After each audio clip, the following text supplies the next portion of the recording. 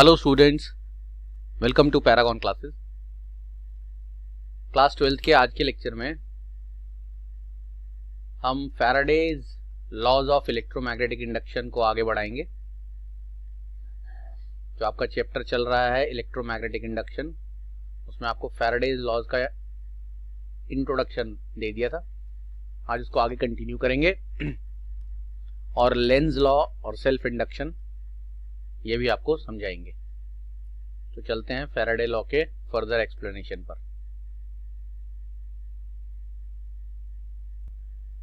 तो ये आपके सामने आ चुके हैं फैराडे के लॉज इलेक्ट्रोमैग्नेटिक इंडक्शन के बारे में। इलेक्ट्रोमैग्नेटिक इंडक्शन क्या होता है आपको काफी डिटेल में समझा दिया गया था विद डायग्राम्स एंड एक्सपेरिमेंट्स। और इन लॉज में भी आपको फर्स्ट और सेकंड लॉ काफी डिटेल में समझा दिया गया था। सेकंड लॉ के बाद थर्ड लॉ जो है उसको आज हम थोड़ा डिटेल में और उसके फॉर्मूले को स्टडी करेंगे। ये माइकल फैराडे का फोटोग्राफ था ये आपके सामने। अभी फिलहाल ये आप सब कुछ माइकल फैराडे का जितना जानना था वो जान चुके हैं, इसलिए इसको हटा देते हैं जिससे हमारा यहाँ पर फैराडे का लॉ का फॉर्मूला समझ में आ जाएगा आपको। तो ये फैराडे साहब गायब हो गए। अब जैसा कि आप देख रहे हैं फैराडे के लॉज आपके सामने लिखे हैं और फर्स्ट लॉ आपको रिकॉल करवा दें। Whenever magnetic flux linked with a circuit, circuit को आप कॉइल भी बोल सकते हैं। मैग्नेटिक फ्लक्स आपको समझाया जा चुका है, मैग्नेटिक फील्ड लाइंस जो नॉर्मली क्रॉस होती हैं। Whenever यानी जब कभी मैग्नेटिक फ्लक्स लिंक्ड विद के जगह मैंने क्या बोला था, ऑफ अ कॉइल चेंजेस। जब भी किसी कॉइल का मैग्नेटिक फ्लक्स चेंज होगा उसमें इंड्यूस्ड ईएमएफ बनेगा। इंड्यूस्ड ईएमएफ को आप सिंपली वोल्टेज बोल सकते हो। क्या बनेगा?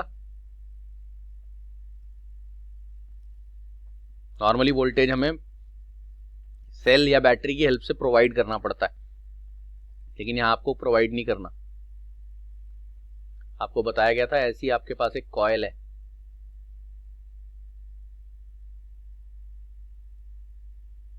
इस कॉइल में आपने कोई बैटरी वगैरह कुछ नहीं लगाया है, सिर्फ लगाया है एक गैल्वेनोमीटर। और ये गैल्वेनोमीटर की निडल डिफ्लेक्शन नहीं दे रही है, मतलब इसमें कोई करंट नहीं है। कोई करंट नहीं है मतलब इसमें कोई वोल्टेज भी नहीं है।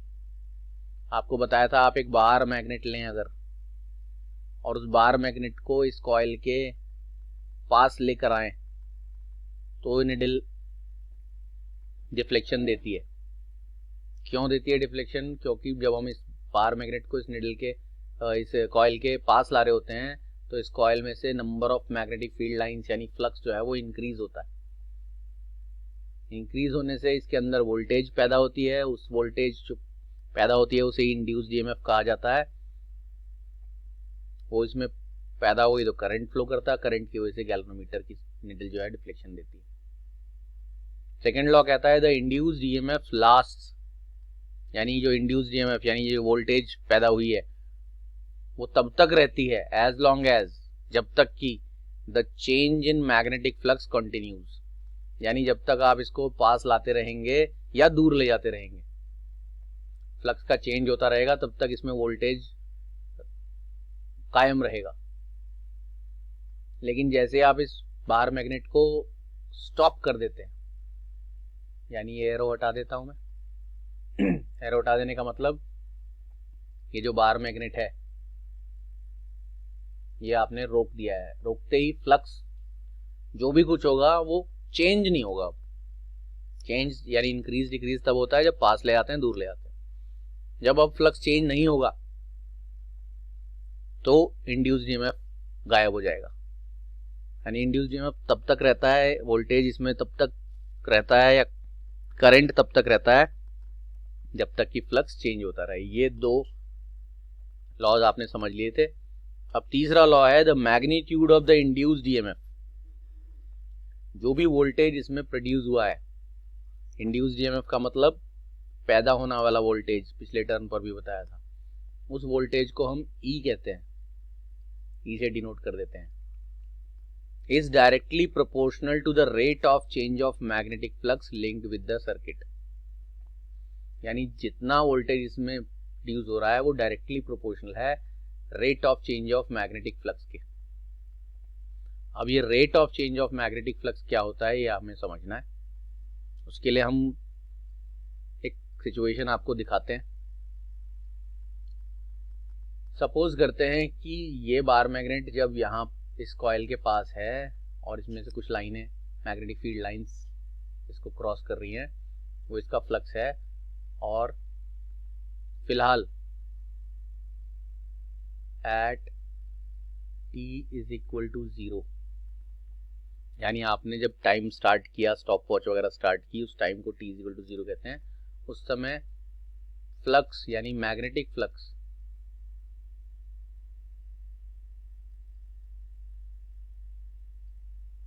ऑफ कॉइल जो भी है उसको हम φ1 से डिनोट कर रहे हैं। अब आप इस बार मैग्नेट को या तो पास लेकर आ जाओ इस कॉइल के, या दूर ले जाओ। पास ले आए, कितना समय लगा? At after time small t 10 second, 20 second, 50 second, जो भी समय लगा इस बार मैग्नेट को पास में लाने के लिए, वो टाइम t है। और अब इस कॉइल का जो मैग्नेटिक फ्लक्स है वो चेंज हो गया। पास ले आओगे तो इंक्रीज हो जाएगा, दूर ले जाओगे तो डिक्रीज हो जाएगा। चेंज होके फ्लक्स φ1 से कितना हो गया? φ2। जो भी वैल्यू आएगी उसे φ2 से डिनोट करेंगे। φ1 कहलाएगा initial flux of the coil, φ2 कहलाएगा final flux of the coil. अगर आप φ2 माइनस φ1 लिखेंगे तो final flux minus initial flux कहलाएगा चेंज ऑफ मैग्नेटिक फ्लक्स। और अगर हम उसे उस टाइम से डिवाइड कर देंगे जिस टाइम में ये फ्लक्स चेंज हुआ है, जितना टाइम लगा इस फ्लक्स को चेंज होने में, तो इस पूरी क्वांटिटी को कहा जाता है rate of change of magnetic flux. ये पूरा जो एक्सप्रेशन है φ2 माइनस φ1 अपॉन t, कितना फ्लक्स चेंज हुआ कितने टाइम में, इस पूरी क्वांटिटी को कहा जाता है rate of change of magnetic flux. और थर्ड लॉ कहता है जो इंड्यूस्ड ईएमएफ यानी वोल्टेज इसमें प्रोड्यूस होता है वो डायरेक्टली प्रोपोर्शनल होता है इस rate of change of magnetic flux के। यानी जितना ज्यादा ये rate of change of magnetic flux होगा उतना ज्यादा इसमें वोल्टेज यानी ईएमएफ पैदा होगा, प्रोड्यूस होगा, बनेगा। अब ये प्रोपोर्शनैलिटी का साइन हटाने के बाद एक कांस्टेंट लगाया जाता है और साथ साथ माइनस साइन भी लगाया जाता है।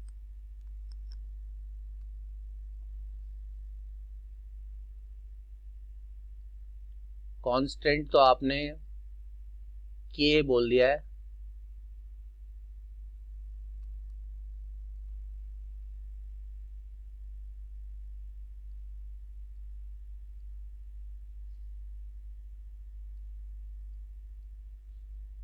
प्रोपोर्शनैलिटी का साइन हटाकर जो कांस्टेंट बोला है वो के है। माइनस साइन क्यों लगाया गया है इसका रीजन आपको बाद में पता चलेगा, उसके लिए एक अलग से एक लॉ है, एक अलग से प्रोसीजर है। तो इस नेगेटिव साइन के लिए आपको थोड़ा सा और इंतजार करना पड़ेगा अगले आर्टिकल तक जाने का। Okay, what does this negative sign signifies. लेकिन प्रोपोर्शनैलिटी का साइन हटा के कांस्टेंट लगाना वो हमारे को पहले ही से ही पता है कि हर जगह कांस्टेंट लगता है। इस केस में, इस पर्टिकुलर केस में अगर आपने φ2 φ1 यानी फ्लक्स को भी एसआई यूनिट में लिया है, जो कि आपको फ्लक्स की एसआई यूनिट बता रखी है, खाली वेबर भी बोल सकते हैं या टेस्ला मीटर स्क्वायर, और टाइम की यूनिट सेकेंड, सब कुछ एसआई में लें और ईएमएफ आएगा वोल्ट में। ईएमएफ पोटेंशियल डिफरेंस या वोल्टेज ही होता है, इंड्यूस्ड का मतलब पैदा होने वाला। तो ये वोल्टेज कैसा भी हो, खुद पैदा हुआ है या बैटरी से मिला है, वोल्ट में, सब कुछ वोल्ट में यानी सब कुछ एसआई सिस्टम में अगर मेजर करते हैं ईएमएफ को वोल्ट में, फ्लक्स को एसआई में, टाइम को भी एसआई यानी सेकंड में, तो के की वैल्यू 1 आती है, वेयर के की वैल्यू 1 आती है। ये के यानी कांस्टेंट की वैल्यू साइंटिस्ट एक्सपेरिमेंट के दौरान फाइंड आउट करते हैं। तो जब उन्होंने ये पूरा लॉ बनाया तब के की वैल्यू 1 आई, तो आपके पास जो फॉर्मूला बन गया वो फॉर्मूला फाइनली ये बन गया कि इंड्यूस्ड ईएमएफ की वैल्यू -φ2 -φ1 अपॉन टी होगी। जिसमें मैंने बोला माइनस साइन का रीज़न अभी आपको बताएंगे, उसके लिए अलग से पूरा एक प्रोसीजर समझाया जाएगा। φ2 -φ1 है change in flux divided by time, ये पूरा क्वांटिटी यानी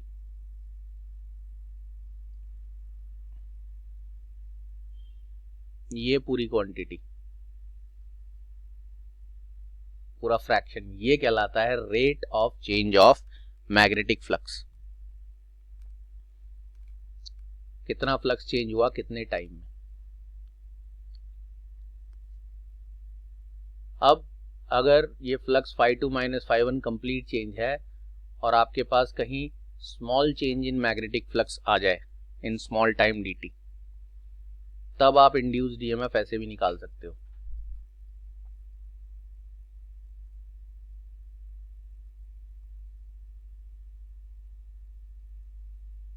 ये बिल्कुल वैसा ही है जैसे आप 11th क्लास में इंस्टेंटेनियस वेलोसिटी या इंस्टेंटेनियस एक्सेलरेशन निकालते हैं।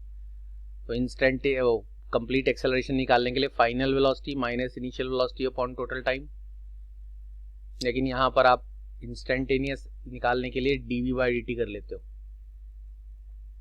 ऐसे ही आप इंस्टेंटेनियस इंड्यूस्ड ईएमएफ निकालने के लिए dφ/dt भी कर सकते हो।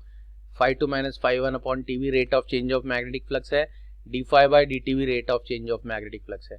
बस ये कंप्लीट चेंज दिखाता है और ये इंस्टेंटेनियस यानी small change of magnetic flux दिखाता है। एक और खास बात आपको याद रखनी है, जैसे ये वाली आपकी कॉइल है, इसमें एक नहीं एक से ज्यादा टर्न्स हैं। If the coil has n number of turns, तब आपको ये फॉर्मूला ऐसा लिखना पड़ेगा।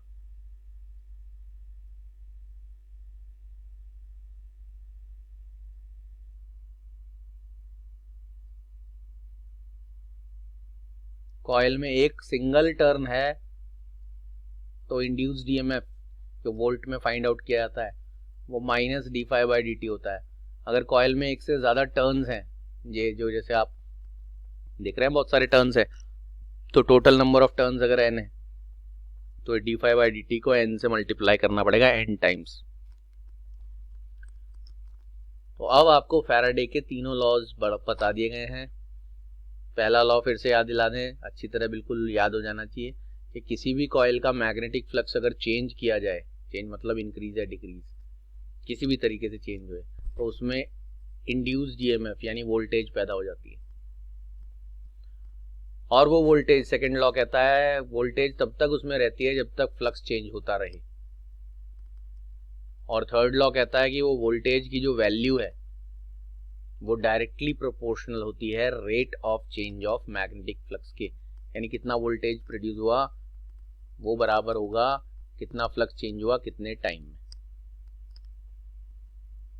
के बाद ये आपका फैराडे का लॉ भी पूरा हुआ विद फॉर्मूला।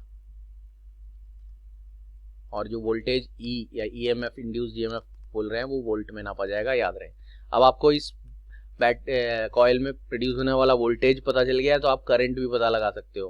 करंट का फॉर्मूला आपको क्या पढ़ाया है, करंट इलेक्ट्रिसिटी में टोटल EMF, बस वहां पर आप टोटल EMF बैटरी लगाते थे, यहाँ बैटरी आपने कुछ नहीं लगाई है। देखो इस कॉइल में कोई बैटरी लगी है, इसमें अपने आप वोल्टेज पैदा हुआ, उस वोल्टेज की वजह से करंट कितना फ्लो करेगा, करंट निकालने के लिए total EMF upon total resistance कर देना है। वो सिंपल करंट कहलाता था, ये इंड्यूस्ड करंट कहलाएगा क्योंकि इस करंट को फ्लो कराने के लिए जो EMF यूज हो रहा है वो इंड्यूस्ड EMF है, वो बाहर से सप्लाई नहीं हुआ, वो इसके अंदर ऑटोमेटिकली प्रोड्यूस हुआ है। और ऑटोमेटिकली प्रोड्यूस होने वाली EMF को इंड्यूस्ड EMF कहते हैं और उससे बनने वाले करंट को इंड्यूस्ड करंट कहते हैं। फॉर्मूला वही है जो करंट इलेक्ट्रिसिटी में पढ़ाया गया था, current is equal to total EMF upon total resistance. जो भी इस कॉइल का रेजिस्टेंस है, ईएमएफ को उस रेजिस्टेंस से डिवाइड कर दें, करंट आ जाएगा। तो यहाँ पर आपका फैराडे लॉ कंप्लीट होता है। अब एक बात रह जाती है जिसके लिए आपको अलग से एक पूरा कॉन्सेप्ट सीखना है, ये माइनस साइन वाली बात। जो भी मैंने बोला था कि हम माइनस साइन क्यों लगाते हैं, इसका रीजन हम आपको यहाँ नहीं बताएंगे। तो चलते हैं इस माइनस साइन का रीजन जानने के लिए। तो ये आपके सामने आ चुका है एक ऐसा लॉ जो आपको फैराडे लॉ में जो इंड्यूस्ड ईएमएफ आपने पढ़ा अभी, जो कि minus d phi upon d t, जिसे हम rate of change of magnetic flux कहते हैं, उसमें माइनस के साइन के साथ वोल्टेज आता है। तो ये माइनस साइन क्या सिग्निफाई करता है और क्यों लगाया जाता है, ये रीजन जानने के लिए आपको ये लॉ पढ़ना पड़ेगा जो आपके सामने दिखाई दे रहा है। क्या नाम है इसका? Lenz law. ठीक है जी। अब ये लेंज लॉ क्या कहता है वो ध्यान से देखें। ये लॉ कहता है, Lenz law, an induced current always flows in a direction such that it opposes the change which produces it, या प्रोड्यूस्ड इट कहना चाहिए, जिसने उसे बनाया। ये चीज काट दें, दोबारा लिखी गई है, ये दोबारा टाइप्ड है, तो इसको हटा देता हूं। अब लॉ को समझें जरा। आपको अभी बताया कि ये आप डायग्राम देख रहे हो, ये डायग्राम कॉइल का है। इसको देखो, ये फर्स्ट डायग्राम, ये कॉइल है। कॉइल में गैल्वेनोमीटर लगा है, कोई बैटरी तो नहीं है। और इसके साइड में आप यहां पर देख रहे हो, ये एक बार मैग्नेट है, और ये एरो से आपको शो किया जा रहा है कि this bar magnet is approaching the coil, यानी बार मैग्नेट कॉइल की तरफ ले जाया जा रहा है। आपको अभी बताया कि जब बार मैग्नेट को कॉइल के नजदीक लाते हैं तो ऐसा होने पर उस कॉइल का मैग्नेटिक फ्लक्स इंक्रीज होता है, और इंक्रीज भी चेंज है, डिक्रीज भी चेंज है। मैग्नेटिक फ्लक्स के चेंज होते ही इस कॉइल में इंड्यूस्ड ईएमएफ प्रोड्यूस होता है, यानी वोल्टेज बन गई, और उस वोल्टेज की वजह से इस कॉइल में क्या फ्लो करने लग गया? करंट। वोल्टेज जो बन गई उसको कहते हैं इंड्यूस्ड वोल्टेज, जो हम ऐसे फाइंड आउट कर सकते हैं। और उस वोल्टेज की वजह से करंट जो फ्लो कर रहा है वो भी आपको फाइंड आउट करने का फॉर्मूला बता दिया। ये लें जी, ये बन जाता है उस वोल्टेज की वजह से फ्लो करने वाला करंट। अब दूसरे डायग्राम में गौर से देखें। दूसरे डायग्राम में इसी बार मैग्नेट को इस कॉइल से अवे मूव करवाया जा रहा है। ये सेकेंड डायग्राम जो है, this bar magnet is moving away from the coil. Away from the coil होने की वजह से इस कॉइल का मैग्नेटिक फ्लक्स डिक्रीज होने लगता है। डिक्रीज भी चेंज है, चेंज की वजह से इसमें इंड्यूस्ड वोल्टेज पैदा होगा, इंड्यूस्ड ईएमएफ पैदा होगा, और इंड्यूस्ड ईएमएफ यानी वोल्टेज बनने की वजह से इस कॉइल में फिर से करंट फ्लो करेगा। वोल्टेज भी आप निकाल रहे हो, करंट भी आप निकाल रहे हो। बट गौर करने वाली बात क्या है, जो करंट इसमें फ्लो करता है, यानी जिसे आप इंड्यूस्ड करंट कह रहे हो, जो इंड्यूस्ड वोल्टेज ने फ्लो करवाया है, ऑलवेज फ्लोज, वो हमेशा फ्लो करता है इन अ डायरेक्शन, एक ऐसे डायरेक्शन में, सच दैट, जिससे कि इट अपोजेस, वो अपोज करता है उस चेंज को जिसने उसे प्रोड्यूस किया है। The change which produced it, जिसने उसे प्रोड्यूस किया है या किया था। यानी ये करंट उस कॉज यानी कारण को ही अपोज करता है जो इसे बनाती है, जिसकी वजह से ये पैदा हुआ है। और मैं इस बात को एक्सप्लेन कैसे करता हूं, यह बात के लिए आपको एक चीज याद दिलाऊंगा। जब भी आपके पास कोई कॉइल होती है और आप खुद उसमें करंट फ्लो कराते थे बैटरी या सेल लगाकर, तो वो करंट जब उस कॉइल में एंटर होता था और पूरा घूमकर दूसरे एंड से बाहर निकलता था और नेगेटिव टर्मिनल में जाता था, तो हमेशा एक तरफ से देखने पर वो करंट क्लॉकवाइज दिखाई देता था, और दूसरी तरफ से देखने पर वही करंट, अगर इधर से एंटर होते समय वो क्लॉकवाइज है तो बाहर निकलते समय वही करंट आपको इस साइड से अगर आप देखोगे तो वो करंट जो एंटर हो रहा है अगर वो क्लॉकवाइज दिख रहा है तो इस साइड से देखने पर जो करंट बाहर निकल रहा है वही करंट वो एंटी क्लॉकवाइज दिखेगा। और जिस तरफ से करंट कॉइल में क्लॉकवाइज घूमता है उस तरफ south pole of the magnet बनता है, और जिस तरफ से करंट एंटी क्लॉकवाइज घूमता दिखता है उधर नॉर्थ पोल बनता है, यानी कॉइल भी एक बार मैग्नेट की तरह बिहेव करती है। अब ऐसा ही इस कॉइल में भी होता है, बस यहां फर्क क्या है, यहां पर आपने कोई सेल या बैटरी नहीं लगाई है, यहां पर कहना चाहिए, और यहां आपने बैटरी लगाई हुई है। ये जो कॉइल आपको दिख रही है इसमें आपने बैटरी लगाई है, उससे करंट बना है, उस करंट की वजह से एक तरफ साउथ और नॉर्थ। यहां आपने बैटरी नहीं लगाई लेकिन करंट तो बना है, और करंट बनेगा तो वो घूमेगा गोल गोल, एक तरफ नॉर्थ और साउथ बनेगा। अब आप गौर से देखो, जब आप इस बार मैग्नेट को इस कॉइल के पास लेकर आ रहे हो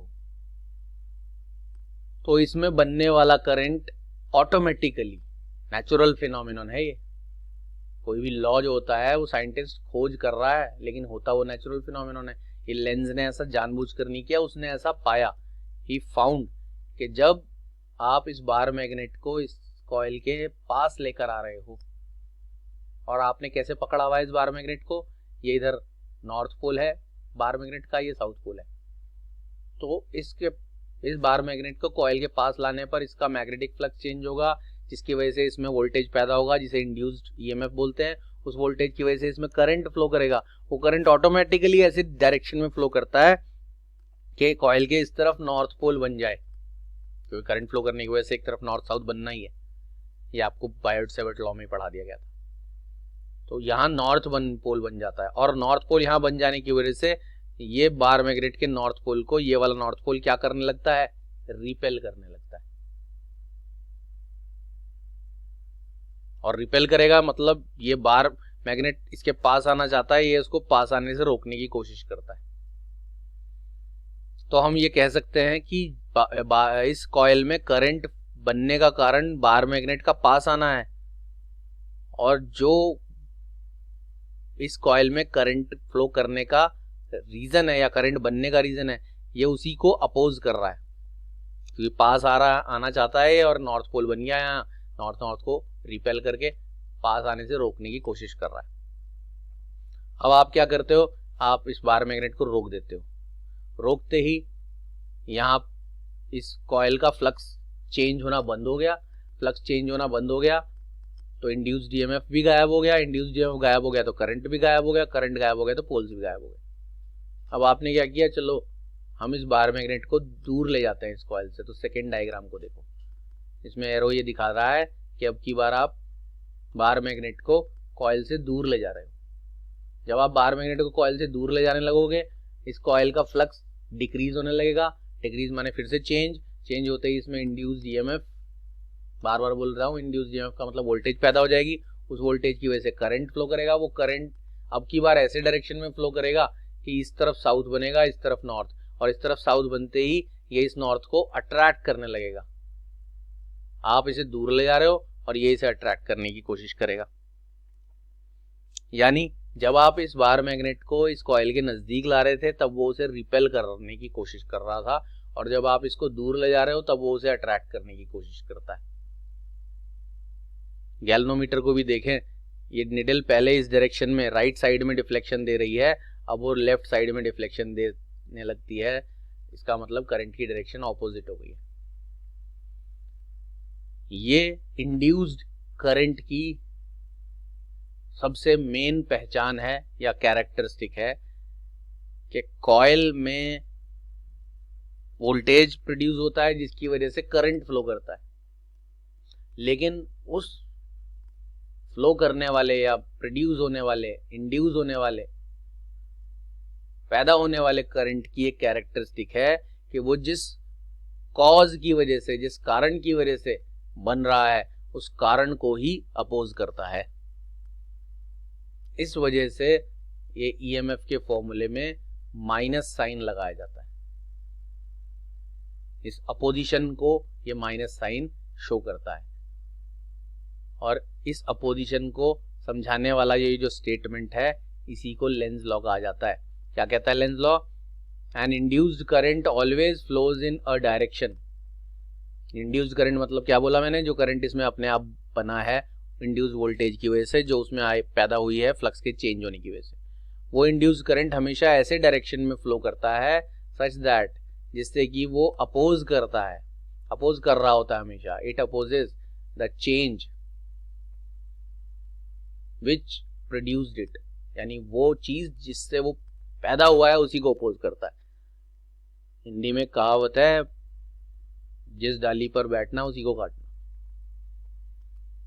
और अगर यही केस मैं आपको दूसरे डायग्राम से दिखाऊं तो ये बार मैग्नेट अगर पलट दिया जाए, जैसे ये पास लाने के समय ऐसा मैं दिखाता हूं। देखो, ये आपके पास बार मैग्नेट है, ये आपके पास कॉइल है, ये आपका गैल्वेनोमीटर है। अब आप जब नजदीक ला रहे थे, इधर आपका नॉर्थ था, हम यहाँ साउथ लाते हैं और यहाँ नॉर्थ, और हम नजदीक ला रहे हैं। जब नजदीक लाएंगे तो फ्लक्स इंक्रीज होगा, उसकी वजह से इंड्यूस्ड ईएमएफ, उसकी वजह से करंट। लेकिन वो करंट कैसे फ्लो करेगा कि यहाँ साउथ बना देगा, क्योंकि नजदीक लाने पर ये साउथ को नजदीक ला रहे हो तो यहाँ ऑटोमेटिक साउथ बन जाएगा उस करंट के फ्लो करने की वजह से, और यहाँ नॉर्थ। अब साउथ बन गया है तो साउथ साउथ को अपोज करेगा, यानी रिपेल करेगा, यानी नजदीक लाने पर रिपेल्शन यहाँ पर, जैसे नॉर्थ नजदीक ला रहे थे तो नॉर्थ बन रहा था जिससे कि नजदीक लाने का अपोजिशन हो जाए, और नॉर्थ को दूर ले जा रहे थे तो साउथ बन रहा था जिससे दूर ले जाने का भी अपोजिशन हो जाए। अब आप साउथ को नजदीक लाओगे तो यहाँ साउथ बन जाएगा जिससे नजदीक लाने का अपोजिशन हो जाए। और इसी केस को अगर रिवर्स करके देखा जाए तो ये आपका फिर से बार मैग्नेट, और ये साउथ और ये नॉर्थ, और अब की बार आप इसे दूर ले जाने लग जाओगे तो यहाँ पर ऑटोमेटिक नॉर्थ बन जाएगा और यहाँ साउथ, क्योंकि दूर ले जाने पर यहाँ नॉर्थ बनने से ये साउथ को अट्रैक्ट करने लगेगा, यानी दूर जाने को भी अपोजिशन ऑफर करेगा। तो इससे हमें ये पता चलता है कि जो मैग्नेटिक फ्लक्स चेंज होने की वजह से इंड्यूस्ड ईएमएफ कॉइल में प्रोड्यूस होता है, और उस इंड्यूस्ड ईएमएफ की वजह से जो इंड्यूस्ड करंट फ्लो करता है वो करंट एक ऐसे डायरेक्शन में फ्लो करता है जिसकी वजह से वो अपने खुद के कॉज को, जिसकी वजह से वो बन रहा है, उसी को हमेशा अपोज करता है। इस लॉ को लेंज लॉ कहा जाता है, और ये लॉ की वजह से ही, या इस नेचुरल फिनोमिनन की वजह से ही इस फॉर्मूले में माइनस यानी नेगेटिव साइन इंक्लूड किया गया है। तो ये आपका पूरा फैराडे लॉ भी कंप्लीट हो जाता है और लेंज लॉ भी कंप्लीट हो जाता है। अब आपको एक नेक्स्ट टॉपिक जो आज पढ़ाया जाएगा उस तरफ ले चलते हैं। इंडक्शन क्या होता है, इलेक्ट्रोमैग्नेटिक इंडक्शन, वो आप जानते हैं। इलेक्ट्रोमैग्नेटिक इंडक्शन दो टाइप का होता है, जिसमें पहला टाइप है सेल्फ इंडक्शन, जो अब आपको सिखाया जा रहा है। तो ले चलते हैं उस सेल्फ इंडक्शन की तरफ।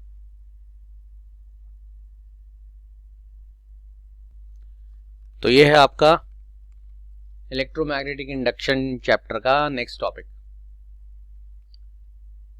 टॉपिक आपको सामने दिखाई दे रहा है, सेल्फ इंडक्शन। अब इसमें इंडक्शन वर्ड को तो आप पहले से ही पहचानते हो। इंडक्शन वर्ड का मतलब ही इलेक्ट्रोमैग्नेटिक इंडक्शन है यहाँ पर। और इलेक्ट्रोमैग्नेटिक इंडक्शन का मीनिंग क्या है कि किसी भी कॉइल का मैग्नेटिक फ्लक्स चेंज होने की वजह से उसमें वोल्टेज प्रोड्यूस हो जाना, और वोल्टेज प्रोड्यूस होगा तो करंट तो आएगा ही। अब ये जो सेल्फ वर्ड है इसका मीनिंग क्या है वो आपको दिखाते हैं। इस सेल्फ इंडक्शन को समझने के लिए हमने यहाँ एक डायग्राम दिखाया। इस डायग्राम में एक कॉइल है, उस कॉइल के साथ हमने बैटरी अटैच की है और ये की लगाया है, उसी का ये डायग्राम है कलर्ड, और कुछ खास अलग बात नहीं है। अब आपको इस जरा डायग्राम के हिसाब से एक बात समझनी है।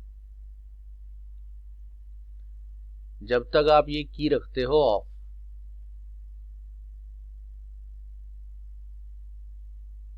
तब तक इस कॉइल में कोई करंट फ्लो नहीं करता, और कोई करंट इसमें फ्लो नहीं करेगा तो इस कॉइल में कोई मैग्नेटिक फील्ड भी नहीं बनेगी, और कोई मैग्नेटिक फील्ड भी नहीं बनेगी तो फ्लक्स भी नहीं होगा। इसके आजू बाजू आप कोई बार मैग्नेट भी नहीं ला रहे हो। ध्यान रहे, अब तक हमने जब भी इलेक्ट्रोमैग्नेटिक इंडक्शन पढ़ा है, ये पढ़ा था और ये पढ़ा था, तो हर बारी इलेक्ट्रोमैग्नेटिक इंडक्शन होने के समय हमारे पास एक कॉइल थी, उसमें गैल्वेनोमीटर लगा था और उसके साइड में एक बार मैग्नेट को हम पास ला रहे थे या दूर ले जा रहे थे। बार मैग्नेट की वजह से इस कॉइल का फ्लक्स चेंज हो रहा था और उसकी वजह से इसमें इंड्यूस्ड ईएमएफ प्रोड्यूस हो रहा था और जिसकी वजह से करंट बन रहा था। यहाँ गौर करने वाली बात यह है कि हमारे पास एक कॉइल है, उस कॉइल के दोनों एंड्स के अक्रॉस हमने एक बैटरी लगाई है और एक की लगाया है, जिसको ऑन ऑफ करके हम इस कॉइल में करंट सेंड कर सकते हैं। ऑन करेंगे तो हो जाएगा, ऑफ करेंगे तो करंट गायब हो जाएगा। आजू बाजू कोई बार मैग्नेट मूव नहीं करा रहे। अब अगर आपने ये की को ऑन कर दिया, तो जी दिखाते हैं, की को ऑन कर देते हैं, की हो गया ऑन। ऑन होने पर इस कॉइल में फ्लो करने लगेगा करंट, और जैसे ही इस कॉइल में करंट फ्लो करेगा, इस कॉइल के अंदर मैग्नेटिक फील्ड बन जाएगी। कितनी?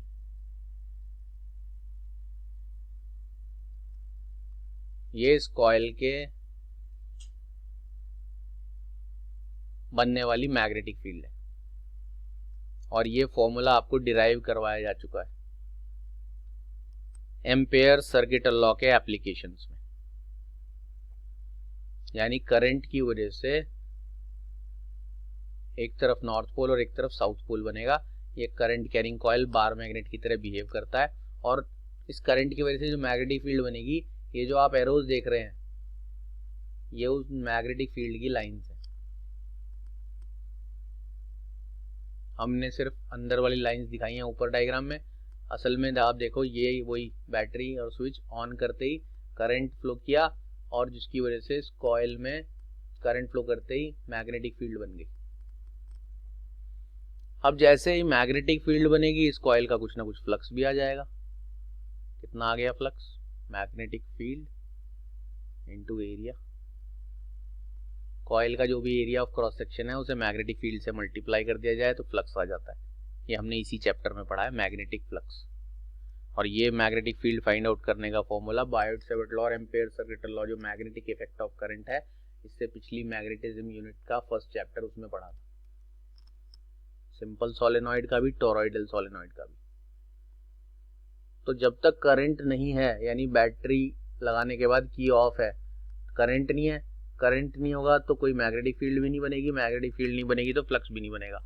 स्विच ऑन करने पर करंट आया, करंट की वजह से मैग्नेटिक फील्ड बनी, मैग्नेटिक फील्ड की वजह से मैग्नेटिक फ्लक्स भी बन गया। अब प्रैक्टिकली जब आप ये की ऑन करते हो, तो ऑन करने से पहले करंट की वैल्यू 0 रहती है इस कॉइल में,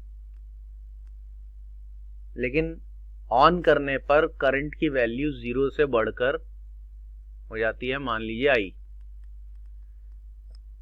और ज़्यादा आसान करें तो मान लीजिए इस बैटरी की वजह से इस कॉइल में 5 एम्पेयर करंट है, जिसको हम आई से डिनोट कर रहे हैं।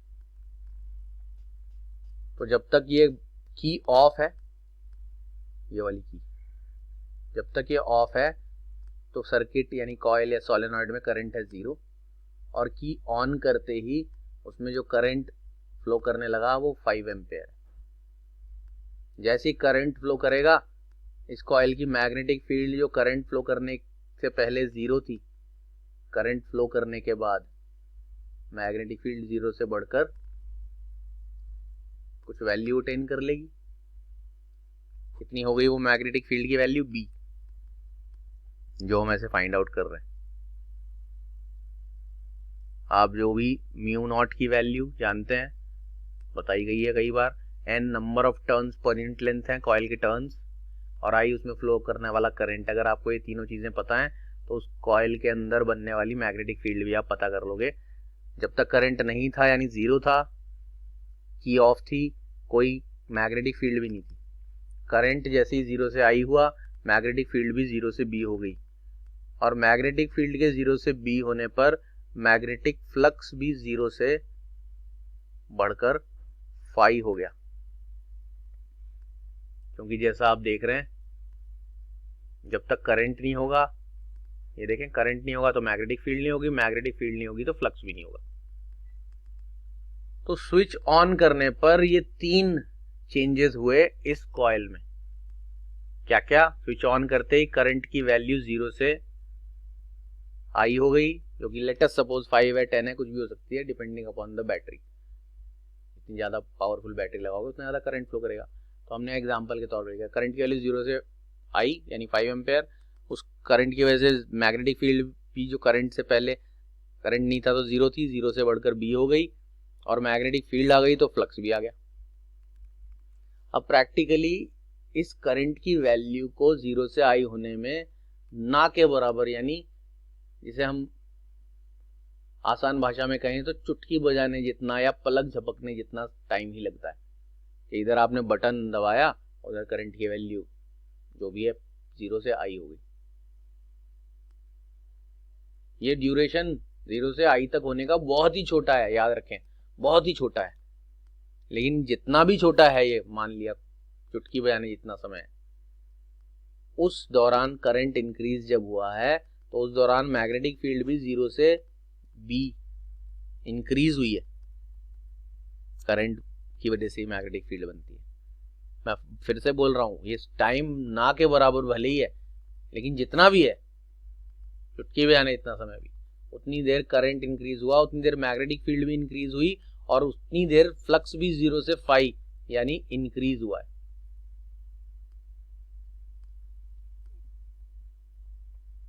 अब करंट जब आई 5 एम्पेयर है तो उसकी वजह से करंट फिक्स कांस्टेंट हो गया, मैग्नेटिक फील्ड एक फिक्स वैल्यू अटेन कर ली, फ्लक्स भी फिक्स वैल्यू अटेन करे। आप अभी से दिन भर चलाओ, कोई दिक्कत नहीं है, कुछ नहीं होगा। लेकिन जब आप घंटे 2 घंटे या जितनी देर बाद भी इस की को वापस ऑफ करोगे तो इसका रिवर्स प्रोसेस होगा। करंट जितना भी था 5, 10 जितना भी, वो करंट आई से वापस 0 होगा, मैग्नेटिक फील्ड B से वापस 0 हो जाएगी, करंट गायब होते ही मैग्नेटिक फील्ड भी गायब, और फ्लक्स भी फाई से वापस 0 हो जाएगा। और इस काम के होने में भी ड्यूरेशन ना के बराबर होगा, चुटकी बजाने इतना समय के लिए ही होगा, पलक झपकने इतना समय के लिए होगा, लेकिन होगा जरूर। टाइम ड्यूरेशन बहुत ही कम है। तो अब ये बात ध्यान से समझें कि जब आप इस सर्किट में, ये जो कॉइल लगी है, बैटरी लगी है, की लगी है, इस सर्किट में की को ऑन करते हो तो भले ही कितने भी कम समय के लिए ही सही, करंट की वैल्यू 0 से बढ़कर कुछ आई, कुछ भी वैल्यू 5, 10, 20 अटेन करती है। उस दौरान मैग्नेटिक फील्ड भी बढ़ता है, उस दौरान फ्लक्स भी बढ़ता है, और फ्लक्स बढ़ना मतलब इंक्रीज होना, यानी उस दौरान इस कॉइल में इंड्यूस्ड ईएमएफ जरूर प्रोड्यूस हो रहा होगा। यानी एक तो ईएमएफ ये बैटरी दे रही है, एक ईएमएफ इस कॉइल के खुद के अंदर भी प्रोड्यूस हो रहा होगा, जिसको इंड्यूस्ड ईएमएफ कहेंगे।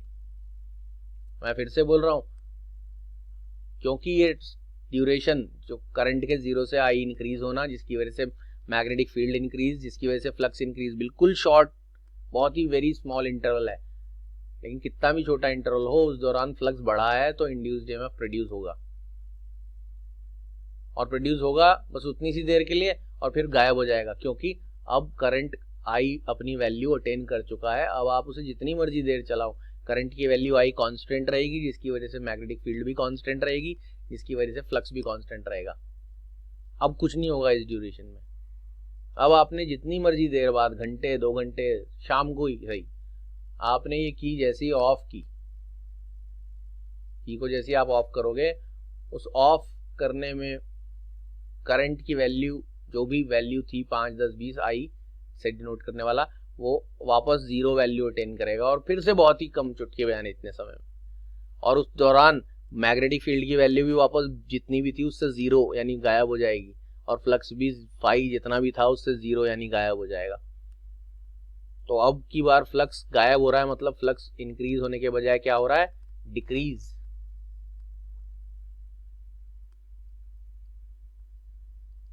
और फ्लक्स डिक्रीज होने के दौरान फिर से इंड्यूस्ड ईएमएफ प्रोड्यूस होगा।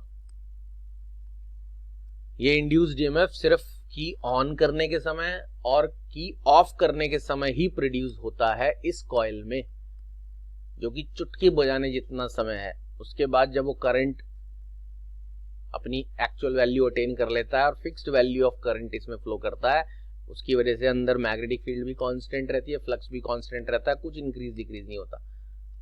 तो कोई वो तब इसमें कोई इंड्यूस्ड ईएमएफ नहीं रहता। लेकिन जब फिर से की ऑफ करते हैं तो फिर से करंट डिक्रीज, जिसकी वजह से मैग्नेटिक फील्ड डिक्रीज, जिसकी वजह से फ्लक्स डिक्रीज, तो फिर से इंड्यूस्ड ईएमएफ प्रोड्यूस होता है। यानी की ऑन करते समय और की ऑफ करते समय इस कॉइल में एक इंड्यूस्ड ईएमएफ प्रोड्यूस होता है। तो यहां पर हम पढ़ रहे हैं द फिनोमिनॉन अकॉर्डिंग टू विच, एक ऐसा फिनोमिनॉन जिसकी वजह से एन अपोजिंग वर्ड की बात बाद में करेंगे, induced EMF is produced in a coil. वो फिनोमिनॉन जिसकी वजह से इंड्यूस्ड ईएमएफ प्रोड्यूस होता है कॉइल में, due to the change in current और magnetic flux linked with the coil. वो इंड्यूस्ड ईएमएफ क्यों प्रोड्यूस हुआ, क्योंकि इस कॉइल में करंट चेंज हुआ। ऑन करते समय करंट की वैल्यू इंक्रीज हुई और ऑफ करते समय करंट की वैल्यू डिक्रीज हुई। फिर से बोल रहा हूँ, ना के बराबर समय के लिए हुई है, बल हुई तो है। और उस करंट के इंक्रीज डिक्रीज होने से मैग्नेटिक फ्लक्स इंक्रीज डिक्रीज हुआ, वो मैग्नेटिक फील्ड इंक्रीज डिक्रीज हुआ, और फील्ड के इंक्रीज डिक्रीज होने से फ्लक्स इंक्रीज डिक्रीज हुआ, बहुत छोटे समय के लिए सही। तो उस फ्लक्स के इंक्रीज डिक्रीज होने की वजह से, यानी चेंज इन करंट होने की वजह से सब कुछ हुआ, चेंज इन करंट और magnetic flux linked with the coil. इस फिनोमिनन को सेल्फ इंडक्शन कहते हैं। यानी किसी कॉइल में हमने जो करंट फ्लो कराया है, ये बैटरी हमने लगाई है, हमने जो करंट फ्लो कराया है, उस हमारे फ्लो कराए गए करंट के इंक्रीज या डिक्रीज होने की वजह से उस कॉइल के मैग्नेटिक फ्लक्स इंक्रीज डिक्रीज हुआ, और उसकी वजह से उसमें एक इंड्यूस्ड ईएमएफ अंदर खुद से भी पैदा हुआ। ये वाला खुद से पैदा हुआ, ये हम लगा रहे हैं, ये हम लगातार लगाते रहेंगे, लेकिन ये सिर्फ तब पैदा होगा जब आप की ऑन करोगे, ऑफ करोगे, क्योंकि उसी दौरान करंट इंक्रीज डिक्रीज होता है। तो ये जो इंड्यूस्ड ईएमएफ का पैदा होना है इस कॉइल में करंट के इंक्रीज या डिक्रीज होने की वजह से, इस फिनोमिनन को क्या कहा जाता है, सेल्फ इंडक्शन। और क्योंकि अभी बताया लेंज लॉ के मुताबिक कि इस ईएमएफ, ये जो अंदर प्रोड्यूस होने वाला ईएमएफ है, इसकी वैल्यू को आप, जो पैदा होने वाला ईएमएफ है, माइनस d∅dt लिखते हो, क्योंकि ये हमेशा अपने कॉज को अपोज करता है, इसलिए अपोजिंग इंड्यूस्ड ईएमएफ बोला गया है। और आगे लाइन में वही लिखा है, since self induction opposed both the growth and decay of current in the coil, therefore it is also called back EMF. ये जो ईएमएफ है जो अंदर पैदा हुआ है, वो जब करंट इंक्रीज हो रहा होता है, बैटरी से दिए जाने वाला करंट जब इंक्रीज हो रहा होता है, तो उसके इंक्रीज होने को भी रोकने की कोशिश करता है, अपोज करता है, क्योंकि इसकी नेचर ही ऐसी है, तभी तो लेंज लॉ पढ़ाया गया। और जब करंट वापस डिक्रीज हो रहा होता है तब भी उसे अपोज करता है। इसलिए इस पैदा होने वाली ईएमएफ को बैक ईएमएफ भी कहते हैं। बैक मतलब पीछे धकेलने वाला। तो सेल्फ इंडक्शन के थ्योरी के लिए, क्योंकि अब थ्योरी के बाद डेरिवेशन जब होगा तो ये थ्योरी बार बार इतनी लंबी कहानी सुनाई नहीं जाएगी। थ्योरी के लिए जान लें कि आप इस कॉइल में एक बैटरी खुद से लगा रहे हो बाहर से, जो इसे करंट देगी, लेकिन जिस दौरान वो करंट इस कॉइल में की ऑन करने के समय इंक्रीज होता है, छोटे से समय के लिए सही इंक्रीज होता है, उसकी वजह से इस कॉइल का मैग्नेटिक फील्ड, जो कि ऐसे निकालते हैं हम, वो भी इंक्रीज होगा। देखें फॉर्मूला, आई इतना ज्यादा होगा, और उसकी वजह से फ्लक्स इंक्रीज होता है। उसकी वजह से फ्लक्स इंक्रीज होने की वजह से उस छोटे से समय के लिए इस कॉइल में एक ईएमएफ प्रोड्यूस होता है, जो कि करंट को, ये जो बैटरी से आने वाला करंट है, उसे इंक्रीज होने से रोकने की कोशिश करता है। और जब आप की ऑफ करते हो तो करंट डिक्रीज होने लगता है। डिक्रीज होने की वजह से मैग्नेटिक फील्ड डिक्रीज होती है, जिसकी वजह से फ्लक्स डिक्रीज होता है, और उस दौरान फिर से इंड्यूस्ड ईएमएफ पैदा होता है, जो उसे डिक्रीज होने से रोकने की कोशिश करता है। जब तक करंट इसमें कांस्टेंट रहता है, ऑन और ऑफ करने के अलावा पूरे टाइम, सिर्फ ऑन करते समय बढ़ता है और ऑफ करते समय कम होता है, और ऑन ऑफ करते समय ही कॉइल में अपने आप इंड्यूस्ड ईएमएफ प्रोड्यूस होता है। इस फिनोमिनन को सेल्फ इंडक्शन कहते हैं। तो बोलते हैं the phenomenon according to which an opposing induced EMF is produced in a coil due to the change in current और magnetic flux linked with the coil. यानी इस कॉइल में खुद में ही करंट का चेंज, इंक्रीज या डिक्रीज दोनों को चेंज कहते हैं।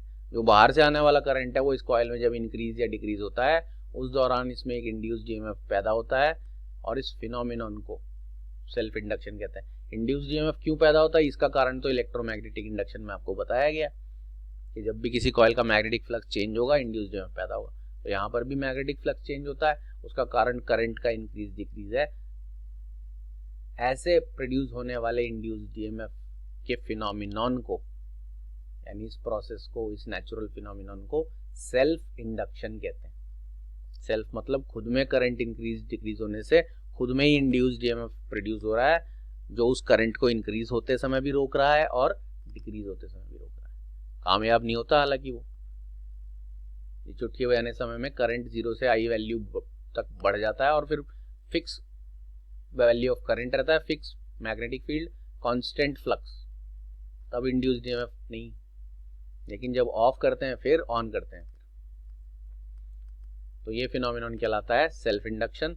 और ये जो ईएमएफ है जो इसके अंदर पैदा होता है ऑन करते समय और ऑफ करते समय, इसे बैक ईएमएफ भी कहते हैं, क्योंकि ये हमेशा अपनी कॉज को, यानी करंट के इंक्रीज को भी और डिक्रीज को भी अपोज करता है।